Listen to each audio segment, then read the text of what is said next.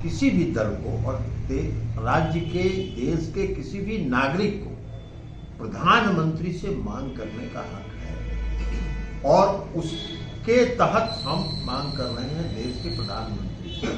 लेकिन भारतीय जनता पार्टी के हम प्रधान से तो मांग कर नहीं रहे। हाँ, उस समय उन्होंने सर्वसम्मत प्रस्ताव में समर्थन किया था। आज अगर उस प्रस्ताव से वो असहमत है, उनकी सहमति नहीं है, तो उनको कहना चाहिए कि हम इनकी मांग से सहमत नहीं हैं। जैसे हम राजनीतिक दल के रूप में मांग रहे हैं बिहार को विशेष राज्य का दर्जा, वो अगर सहमत नहीं है तो एक राजनीतिक दल के रूप में वो ये कहें कि हम विशेष राज्य के दर्जा की मांग से सहमत नहीं है। लेकिन वो तो अड़चन पैदा कर रहे हैं। नहीं, हम अड़चन पैदा कर नहीं। जब बिहार विधानमंडल में सर्वसम्मत प्रस्ताव पास हुआ था, तब भी किसी राज्य को विशेष राज्य का दर्जा नहीं दिया जा रहा था। तो ये तो सरकार को निर्णय लेना है, देश के आदरणीय प्रधानमंत्री जी को निर्णय लेना है। कौन निर्णय लेगा? बंद किया था तो उसको फिर चालू कर सकते हैं। अगर आप इंडिया को ट्रांसफॉर्म कराना चाहते हैं तो जो पिछड़े राज्य हैं, अगर उनको आगे नहीं किया जाएगा, उनको विकसित नहीं किया जाएगा, तो देश ट्रांसफॉर्म तो हो नहीं सकता है। विकसित राष्ट्र की कल्पना आप कर नहीं सकते। तो इसलिए हमारी मांग तो देश के प्रधानमंत्री से है, आदरणीय प्रधानमंत्री जी से, किसी राजनीतिक दल से नहीं है। तो यूपी में जो है चुनाव में आप जाएंगे तो क्या योगी के खिलाफ करेंगे या योगी के पक्ष में करेंगे? कहाँ रहेंगे आप? हम अपना सकारात्मक, नीतीश कुमार जी ने बिहार में 17 साल के शासन में जो एक मॉडल स्थापित किया है, उस मॉडल के आधार पर हम चुनाव में जाएंगे। और आज जो नीतीश कुमार जी ने स्थापित किया है मॉडल, वो पूरे देश में चर्चा का विषय है। जिस योजना को उठा लीजिए, एक योजना नहीं, हम 1 दर्जन योजनाओं का नाम ले सकते हैं। अभी कुछ दिन पहले हमने देखा अखबारों में ही कि आदरणीय प्रधानमंत्री जी ने भी कहा है कि बिहार के 90% गांव में आज नल जल की सुविधा उपलब्ध है। तो ये तो 2015 में हम लोगों ने शुरू किया। केंद्र की सरकार ने उसको 2019 के बजट भाषण में माननीय वित्त मंत्री ने उसको शामिल किया। बिजली के क्षेत्र में हम 15 में हर घर बिजली पहुंचाएंगे, ये काम शुरू किया। 2018 में हम लोगों ने खत्म कर दिया। तो आपके विधायक अगर जीतेंगे तो किसको समर्थन देंगे? हमारे जब विधायक जीतेंगे और जब चुनाव का परिणाम आएगा, उसमें देखा जाएगा क्या परिस्थिति होता है। कि कई दावेदार थे उन क्षेत्रों में, तो जो उत्तर प्रदेश पार्टी के अध्यक्ष हैं, उनको हम लोगों ने अधिकृत कर दिया कि उसमें जो सशक्त उम्मीदवार हैं उनको आप चुनाव में उतारें। इसके अलावा भी कई ऐसी विधानसभा सीटें हैं जहां हमको चुनाव लड़ना है। इसको शॉर्टलिस्ट किया है यूपी के अध्यक्ष ने, और उस विधानसभा क्षेत्रों की भी घोषणा करने के लिए हम लोगों ने यूपी पार्टी के अध्यक्ष को अधिकृत। तो उम्मीदवारों के नाम की सूची आपने जारी नहीं की है, तो क्या ये आज भी उम्मीद है कि बीजेपी की तरफ से कोई बात हो सकती है या कोई गठबंधन की कोई संभावना? देखिए, उम्मीद तो अभी तक तो कोई बीजेपी की तरफ से सकारात्मक अभी तक भी नहीं आया है, तो इसलिए अब उसकी उम्मीद करना बेकार है।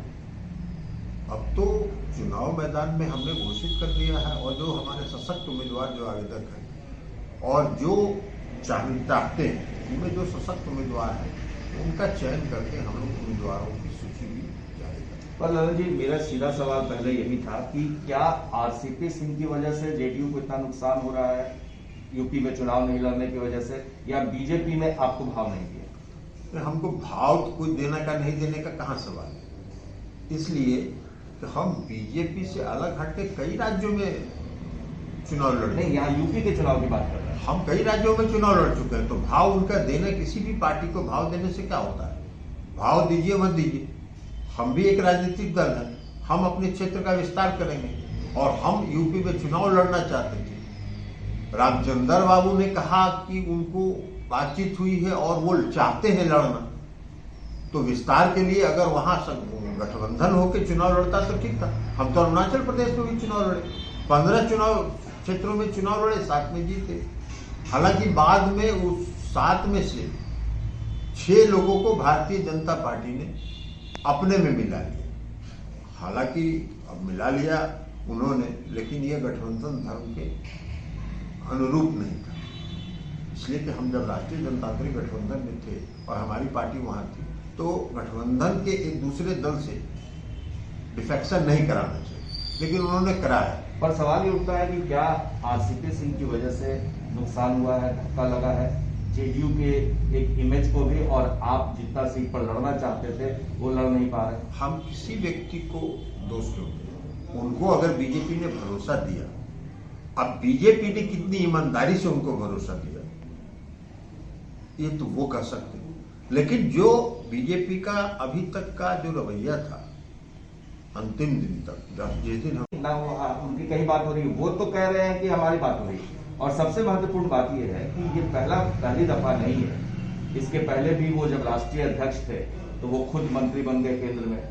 इसके अलावा विशेष राज्य के दर्जा की बात होती है तो उनका जो सुर होता है वो केंद्र सरकार की तरफ से होता है।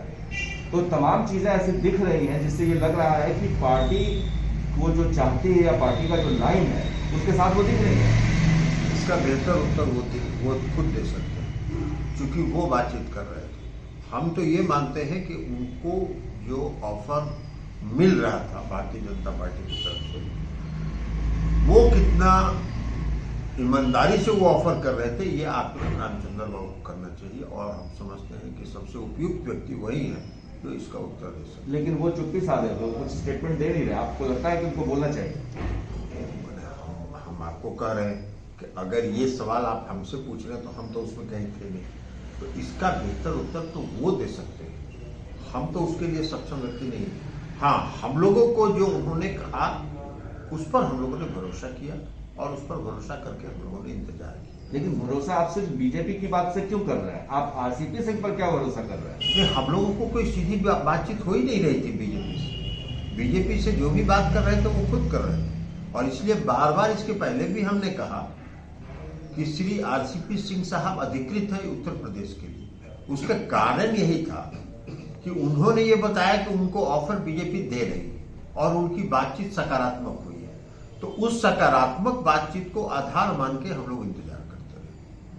अब और तो इंतजार आप नहीं करेंगे, हालांकि उम्मीदवारों की सूची अभी भी आप जारी नहीं कर रहे हैं, पर एक मसला आ गया है बिहार के विशेष राज्य को दर्जा देने को लेकर के। आपका ट्वीट बार बार आ रहा है कि हम भीख नहीं मांग रहे हैं, हम हक मांग रहे हैं, लेकिन आपके जो सहयोगी दल है बीजेपी, उनके जो नेता हैं यहाँ के, वो बार बार कह रहे हैं कि इसकी कोई जरूरत नहीं है। आपको सलाह दे रहे हैं कि आप तमाम राज्यों के मुख्यमंत्रियों से बात कीजिए, सबकी सलाह लीजिए, सबको एकजुट बताइए। देखिए, विशेष राज्य के दर्जा की मांग का बिहार विधानमंडल में जब सर्वसम्मत प्रस्ताव हुआ था, उस समय बिहार के सभी दल ने उसका समर्थन किया था, और भारतीय जनता पार्टी भी उसमें शामिल थी। आज जो हम मांग कर रहे हैं वो हम देश के प्रधान से कर रहे हैं, और देश का प्रधान आदरणीय प्रधानमंत्री जी किसी पार्टी, हम किसी के झटका की बात नहीं करते, कोई झटका नहीं दिया। हाँ, आरसीपी सिंह साहब ने हम लोगों को 4 महीना पहले ये बताया था कि उनकी बात हुई है गृह मंत्री जी से, उनकी बात हुई है भारतीय जनता पार्टी के अध्यक्ष नड्डा साहब से, और वो लोग सहमत हैं कि उत्तर प्रदेश में हम लोगों को मिलकर चुनाव लड़ना चाहिए। और उसके आधार पर हम लोगों ने उनको कहा कि बहुत अच्छी बात है, अगर उन्होंने आपको आश्वस्त किया है तो बात करिए, अगर एडजस्टमेंट होता है तो कराइए। फिर उन्होंने कहा कि सूची मांग रहे हैं। हम लोगों ने 30 विधानसभा क्षेत्र की सूची बना कर श्री धर्मेंद्र प्रधान जी को सुपुर्द कर, ये लगभग 1-1.25 महीने की बात है, जब पिछला पार्लियामेंट चल रहा था उस समय की बात है। लेकिन उसके बाद कोई निष्कर्ष नहीं आया, कोई सकारात्मक उत्तर बीजेपी की तरफ से नहीं आया। बीच में कई दौर की बातचीत हुई श्री आरसीपी सिंह साहब से। आरसीपी सिंह साहब ने कहा कि बात हो रही है और समय निकलता जा रहा है, इस बीच भारतीय जनता पार्टी के अध्यक्ष नड्डा साहब ने प्रेस कॉन्फ्रेंस करके दिल्ली में ये कहा कि उत्तर प्रदेश में हमारा जो गठबंधन है वो श्री संजय सहनी जी की पार्टी से और अपना दल से, तो थोड़ा चौंकाने वाला हम लोगों को लगा। और उसके बाद फिर हम लोगों ने आरसीपी सिंह साहब से बात की। आरसीपी सिंह साहब ने कहा कि नहीं ऐसा नहीं है, हो जाएगा। तो हम लोगों ने कहा कि ठीक है, हो जाएगा, तो कम से कम भारतीय जनता पार्टी की तरफ से अधिकृत रूप से यह बयान भी आना चाहिए कि हमारी जनता दल यू से बातचीत हो रही है और जनता दल यू से भी हमारा गठबंधन हो सकता है। तो उन्होंने कहा कि शीघ्र हम करा देते हैं, तो अच्छी बात है, इसको होना चाहिए। नहीं हुआ 2 दिन तक। अब हमारे लिए मुश्किल था, नॉमिनेशन का शुरू हो गया था प्रारंभ, तो हम लोगों ने कहा कि अब हम और इंतजार नहीं कर सकते और हम लोगों ने 26 विधानसभा क्षेत्रों की सूची जारी कर दी। उम्मीदवारों की सूची हम लोगों ने इसलिए जारी नहीं की कि कई दावेदार थे।